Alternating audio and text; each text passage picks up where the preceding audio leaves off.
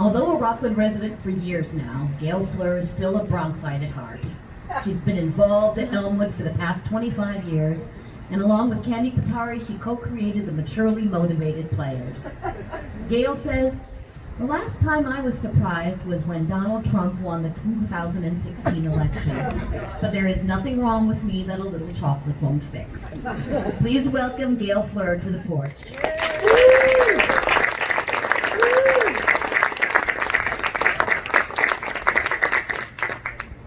What do you want to be when you grow up? That's a common question.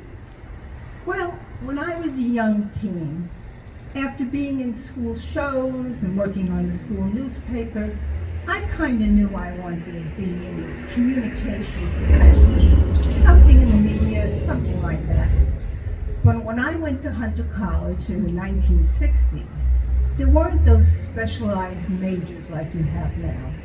So I decided to major in English, and I minored in speech and theater, and I graduated with a high school English teacher's degree like so many people, so many women in those days did. And that was great, except I still had that itch.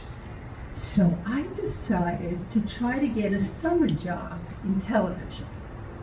I took myself down to Stefany-Ruck, to a small employment agency that specialized in those kind of jobs.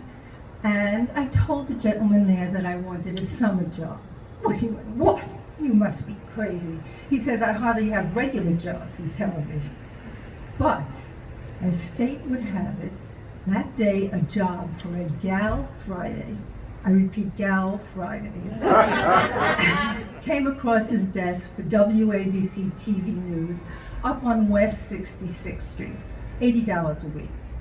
Well, I said, what the hell? West 66th Street wasn't gentrified like it is now. Lincoln Center was only a couple of years old, but I went up there.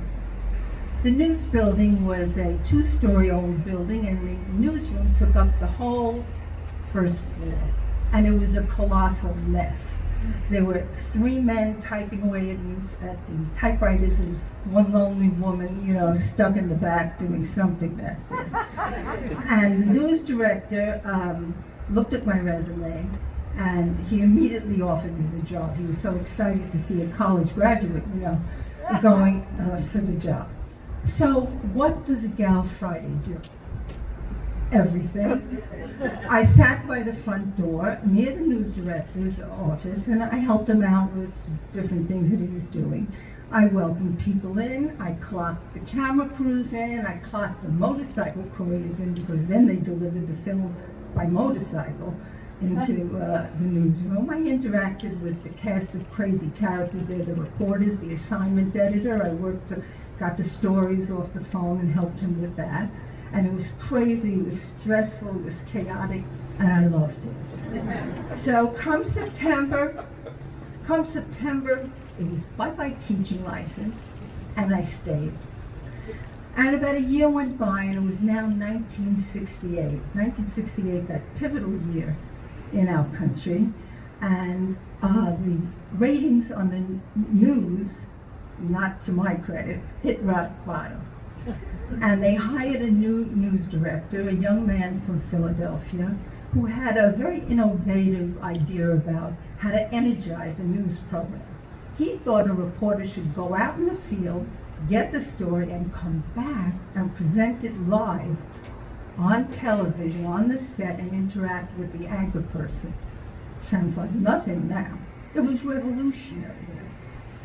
He also brought in, first of all, he did the whole newsroom. He brought in a whole diversity to the reporting staff, and that's how Jerry Rivers became Geraldo Rivera.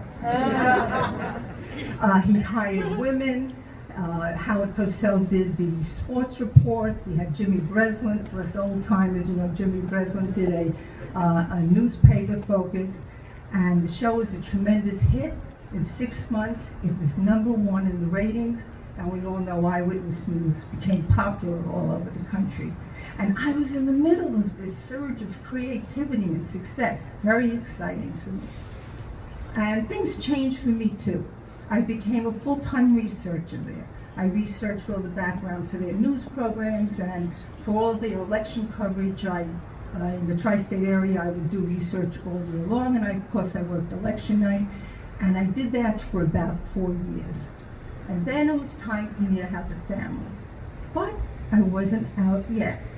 I worked part-time for another 4 or 5 years, doing the research at home and then bringing it into the newsroom. But now it was the 1970s. Times changed, newsroom got bigger, they moved to a big fancy building, they hired a permanent research staff, and I was out. And where was I going to go after I was in the room where it happened every day? Well, as fate would have it again, my path led back to the world of education. First it was through my children. I became involved in PTA and all kinds of events and things. I wrote newsletters for various districts, and then I became public information specialist right here in Nyack, and eventually became communication director. Now some of you might be thinking, well, how could that compare to a newsroom? Well, let me tell you, a school district is a hotbed of crisis management. You interact with a whole host of passionate people, taxpayers, parents, you can imagine, writing deadlines constantly. No 2 hours is the same, forget every 2 days being the same. But you're always doing something meaningful, and you're always making a difference. And I stayed there almost 30 years. But could I have done that job without all the skills I had honed back in the newsroom? Never. Never. So what did I learn? I learned, one, I fell in, then I was out, but it was never really over for me. The skills, the experience, the background, everything we do in life, positive, negative relationships, make us who we are today.